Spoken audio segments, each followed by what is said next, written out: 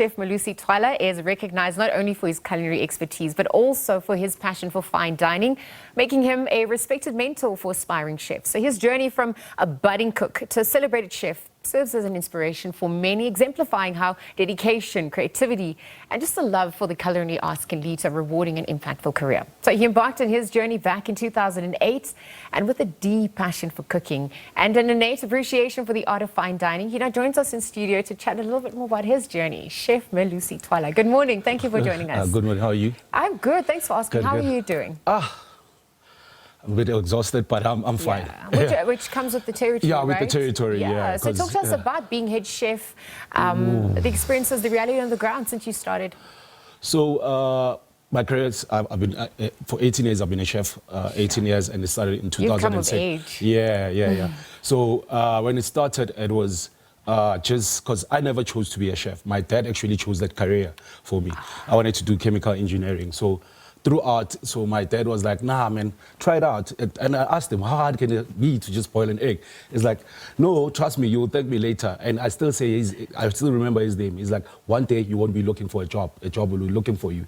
So I tried it out in 2006. Went to the InfoChef, which the InfoChef was, it's a forum that happens in the South African Chefs Association. Okay. So that's when I went in and then realized, have you ever felt that when you walk into a place, that's where you build? Yeah, absolutely. That's how I felt. So I entered my first Salon Culinary, which was 2008. And by then it was at Sandton Convention Center. So, you know, you're a youngster. So I had this small, I had a waffle and some fruits, candied fruit. But when I got there, the chefs, they've got smoke and all this fine dining.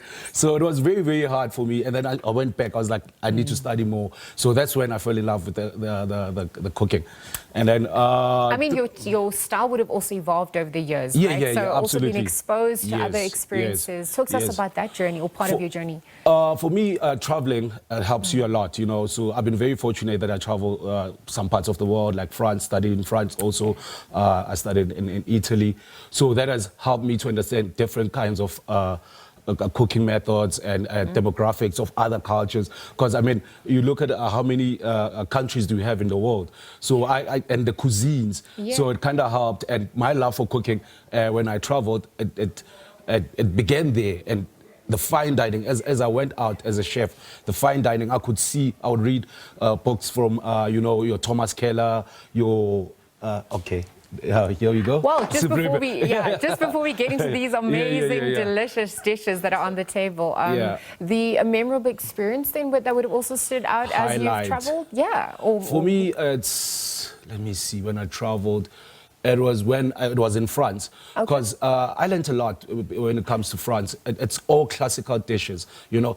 For instance, they would take a puff pastry, make a custard, creme anglaise, and then put some fruit. Now you've got a vol au vent, you know. It's a lovely dish. So it taught me a lot about classic and clean dishes. So it also goes to one of the dishes. And from where I'm at right now, at Marriott Hotel, it's a French preschool.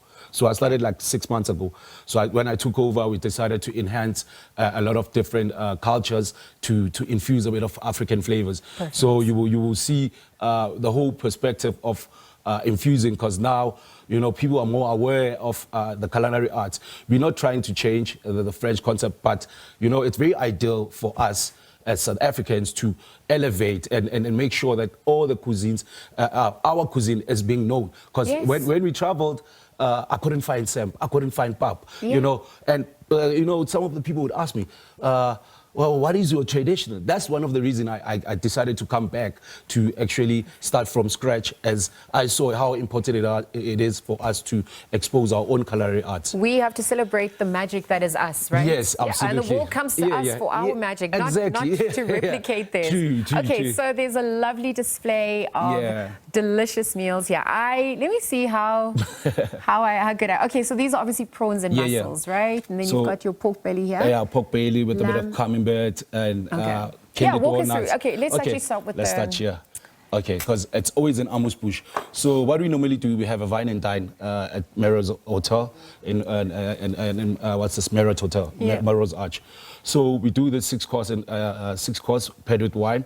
So this will be our amuse-bouche. Okay. You know, our amuse-bouche with the apple, pork belly, candied walnuts, clean flavors. Yes. So my cooking, because hence I said, as I traveled to France, I learned how to do clean flavors. Okay. So this is also part of the dish that we have. Seafood dish. The seafood dish. You know, you can never go wrong with seafood. But for me, I just play around with simple elements. It's a seafood bisque with jelly, prawns and mussels. And then my favorite also, one of the dishes that I enjoy. So it's a 6-course meal. So whenever you come through. Okay. So you've got some lovely baby marrow, wrapped in baby marrow with the crust of fas. Fas, for those who don't know, fas is a mixture of chicken breast with a bit of cream, and then it's spinach fas. And then I have some lovely Brussels sprouts, and then a bit of pumpkin fondant and pickled pumpkin. So throughout my career, so as I told you that when my dad actually chose the career for me, there's an interesting story. As I don't know how naughty I was when I was young, so I fell into a big pot of pumpkin. Okay. So I think that's where the love for pumpkin and the love for cooking also started. Nice. But you didn't realize, you know, God's plan. So also Brussels sprouts, a bit of tarragon jus, and some new potatoes. And so is your nickname Pumpkin at home? Please tell us about the lamb shank. You know, the funny thing is, one of my friends, I turned the tongue, because every dish has like a bit of pumpkin. Even the menu that I've released now, menu that I've released, there's a lot of pumpkin elements. So here I played around. It's a jus of lamb rack. Lamb rack. It's a lamb loin, a bit of carrots, some pea shoots, and root vegetables. So your charred baby onion, root vegetables, and radish. I wonder how important it is to source these ingredients locally, even just for sustainability at large. Yeah, how intentional are you about that? Yeah, for me, it's you have to keep it as local as you can. You know, we've got good suppliers that we work with, and we make sure. Now there's like our plants. Some of the plants we do get it from. We make it from scratch. So it's very important to utilize each and every ingredient. Like for instance, I'll make an example. You'll find in one of the books that I read from Thomas Keller, Under Pressure. Yeah. There's a name called Swiss chard, and only to find out it's spinach. You get what I mean? So it's just understanding the term. So we're trying to put a lot of elements which are African also. Like now there's a dish with mrojo. It's very important. I'm coming for that. For sure. So this juyo, it's a lovely dish that I also enjoyed making because it showcases a lot of skills. I mean, you're at the helm of your career. What else do you envision for the rest of the year, perhaps, or even for the long term? And what advice do you have for people who want to follow you in your footsteps?